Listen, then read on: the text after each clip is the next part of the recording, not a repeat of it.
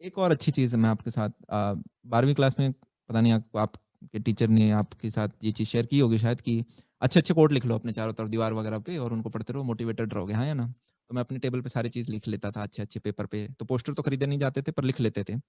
तो उससे मैंने ये चीज़ रियलाइज़ की जिस दिन लिखा उस दिन तो ठीक है, पर फिर बचे हुए पूरे 1 महीने में पता चला 5-6 बार ही नज़र गई उसके ऊपर। मैं रोज़ पढ़ रहा हूँ, पर उधर नज़र नहीं लेके जा रहा हूँ। तो उसका अल्टरनेटिव मैंने ये निकाला कि आप हर दिन अपना एक कोट लिखना स्टार्ट कर दो। और वो एक अपना खुद का कोट लिखने के लिए आपको कभी-कभी 10-10 मिनट तक लगाने पड़ेंगे, खुद का कोट बनाने के लिए। आपने यार हमने दिमाग में गंद भर रखी है, सही बताऊँ तो। हम सुबह उठते हैं, अगर मैं आज के एक बच्चे की बात करूँ, मैं तो चलो क्रिएटर हूँ और फिर भी आप अगर ऐसे ही मेरा फ़ोन देखोगे, ये मैंने 1 सेकंड लगाई है आपके सामने दिखाने ऐसा नहीं कि सेमिनार के लिए बंद किया है। ये डू नॉट डिस्टर्ब और एरोप्लेन, ये हमेशा रहेंगे। DND and aeroplane mode. तो अगर किसी को मेरे को कॉल करना है तो मतलब वो कर सके मिस कॉल कर सकता है, मैं कॉल बैक करूँगा उस आदमी को। तो मेरे दिमाग का टेंशन खत्म। मैं अपलोड करता हूँ, भूल जाता हूँ, अब तो कमेंट्स भी नहीं देखता मैं। तो कमेंट्स देखती है मम्मी या टीम वगैरह में से कोई कोई होता है बहुत ज़्यादा डिमांड होती है उस चीज़ को हम कवर कर लेते हैं। क्योंकि अगर आपने इन सारी चीज़ों को दिमाग में जगह दे दी तो क्रिएटिविटी तो ज़ीरो गई और दुनिया में सबसे हाईएस्ट पेइंग स्किल है creative thinking. Highest paying skill is creative thinking. आप बोलोगे भैया डॉक्टर, इंजीनियर नहीं, नहीं, क्रिएटिव थिंकिंग। आप एक इंजीनियर हो, पर आप 100 इंजीनियर में अगर वो क्रिएटिव आदमी हो जो एक चीज़ को यूनिक तरीके से कर सकता है, आपका प्रमोशन जल्दी होंगे, आप हाईएस्ट पेड बन जाओगे विद द टाइम। समझ रहे हो क्रिएटिव थिंकिंग? ये हर जॉब में क्रिएटिव थिंकिंग हो सकती है। सेकंड है कम्युनिकेशन स्किल्स। आप एचडी 1 बनोगे, सॉफ्टवेयर डेवलपर 1, फिर कंपनी के एचडी 2 बनोगे, फिर एचडी 3 बनोगे। टीम लीड वो बनता है, वो बंदा नहीं जो बेस्ट कोडर है, नहीं, नहीं, नहीं। वो आदमी जो कि मैनेज कर सकता है लोगों को, पूरी टीम को पकड़ के रख सकता है। तो you might not be the best coder पर आप टीम लीड हो सकते हो। तो आपको creative thinking and communication skills तो बैटिंग की तरह है, जितनी प्रैक्टिस करोगे उतनी ज़्यादा स्ट्रांग होती रहेगी और क्रिएटिव थिंकिंग है, उसके लिए आपको फालतू बकवास दूर रखनी पड़ेगी। बाकी क्रिएटिविटी की एक छोटा-सा एग्ज़ाम्पल मैं रखूँ, हमें यूँ लगता है हम कमरे में बैठे रहेंगे तो एक आइडिया आ जाएगा।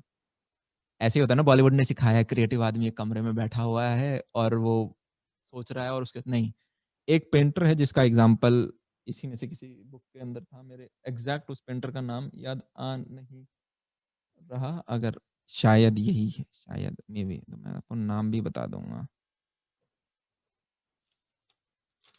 हुँ, चलो मैं आपको स्टोरी तो बता ही दूँ, क्या था स्टोरी? तो उसमें ये था कि यार एक बहुत बड़ा पेंटर था और उसको बोलते थे यार ये बड़ा क्रिएटिव पेंटर है। फिर निकाला गया कि उसने इतनी पेंटिंग बनाई थी लगभग हर 1 साल के अंदर मतलब हर 1 से 2 दिन में उसकी एक पेंटिंग निकलती थी। कुछ इस प्रकार का नंबर आया था जब कैलकुलेट किया था उसके पूरे।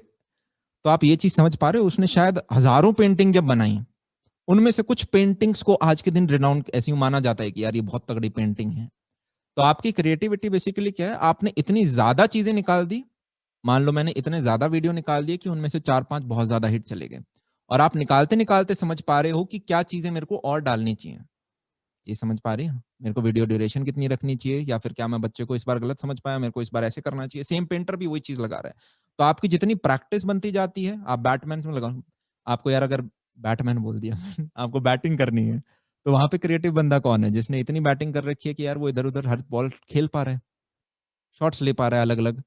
आप जितनी practice is directly proportional to creativity. कभी ऐसा नहीं होगा आप कमरे में 4 दिन बैठे और एक क्रिएटिव आइडिया आ गया। और बाकी आइडियाज़ की बात करें, ये रिसर्च है, आपके पास साल में 4 ऐसे आइडिया आएँगे जो मिलियनेयर वर्थ के होंगे। तो अगर आप शुरुआत के 10 साल तो चलो ठीक है, आप बोलना सीखना, एबीसीडी सीख रहे थे। पर पिछले 10 साल में आप 40 अपॉर्च्युनिटी मिस कर चुके हो। तो इस साल 4 और आएँगी, आपके ऊपर है आप एग्ज़ीक्यूट करोगे या नहीं। काफ़ी बार आता है ना यार ये चीज़ तो कर सकते हैं, बस हम कर नहीं रहे। वो हो सकती है शायद बड़ी भी हो जाए। तो अब एक लास्ट में एक छोटा एग्ज़ाम्पल लूँगा जिससे कि आप रिलेट कर पाओ। अगर आपको शेफ़ बनना है, तो आप मतलब रेस्टोरेंट खोलना है, तो आपको 8 से 10 लाख रुपए चाहिए। माँ-बाप देंगे नहीं, कॉलेज के अंदर हो, कॉलेज की पढ़ाई के साथ करूँ कैसे? क्या मैं मैगी बना के लोगों को खिलाऊँ या पढ़ाई करूँ? राइट? वहीं पे क्रिएटिव थिंकर ये कह सकता है, यार मेरे पास पैसा नहीं है धंधे के लिए, पर मेरे पास मोबाइल है जिसमें मैं ये सेमिनार देख रहा हूँ।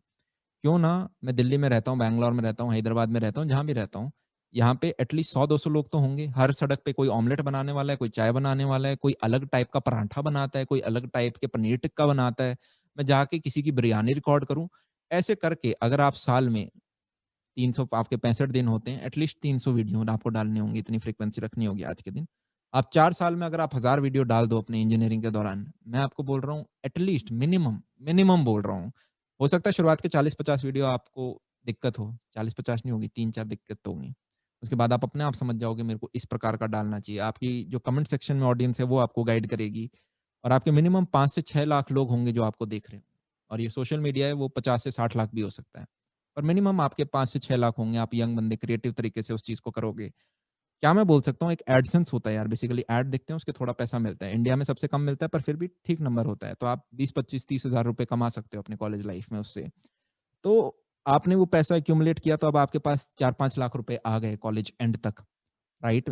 तो और लोगों ने रेस्टोरेंट ने आपको एक्नॉलेज करना स्टार्ट किया, यार ये बंदा एक वीडियो डालता है 2 लाख लोग देखते हैं। तो अब आपको एक होटल बुला रहा है, वो आपको कह रहा है, "अरे यार, रितेश शर्मा तुम यार हमारे पास आओ, ठीक है? और हमारे होटल में यार हमारी बिरयानी खा के जाओ और इस पे वीडियो बनाओ। हम आपको फ्री में खिलाएँगे और ये पकड़ो 20,000 रुपए और हमारे यहाँ आने के और इसको लोगों तक पहुँचाने के।" तो आपने वहाँ से और कैपिटल अर्न करना स्टार्ट कर दिया। साथ में तो अब जब आपके पास 8-10 लाख रुपए हैं, आपके पास ऑप्शन है या तो आप यही चीज़ कंटिन्यू करो या आप रेस्टोरेंट खोल लो। और खोलो तो आपके पास खुद का कैपिटल है प्लस उसमें आने के लिए 6 लाख लोग हैं।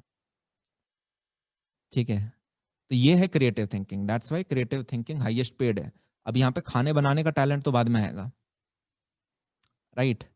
तो इस प्रकार से आप चीज़ों को समहाउ वही है यार बहुत बेसिक हैं चीज़ें, आप थोड़ा-सा सोचो और सबसे ठीक आदमी कौन है? मैंने आपको ये बोला 30 साल की उम्र में आप देखोगे एक चीज़ उन सब में कॉमन आएगी और उसी अपनी कॉमन चीज़ को अपने गोल के साथ आप इंटीग्रेट करके एक तो किसी के भी रास्ते को ए टू ज़ेड फॉलो मत करना। उसके टाइम अपॉर्च्युनिटीज़ अलग थी, आज अलग हैं। आज हो सकता है बेटर हो। तो there are infinite ways for getting success but कुछ ही रास्ते हैं फेल होने के, ठीक है? तो फेल होने वाला एक तो रास्ता आपको पता होना चाहिए हमेशा। तो एक लड़के की लाइफ़ स्टूडेंट लाइफ़ में उसे 2-4 चीज़ें ही हैं जो ऑफ ट्रैक कर सकती हैं। या तो वो नशे-वशे, सिगरेट, दारू इन सब में पड़ जाए या वो किसी रिलेशनशिप में पड़ जाए